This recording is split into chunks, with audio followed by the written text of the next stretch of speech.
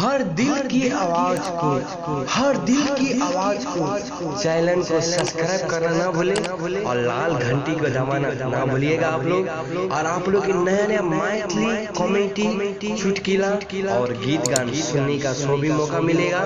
और लाइक कमेंट और सब्सक्राइब और घंटी की दबाना ना भूले।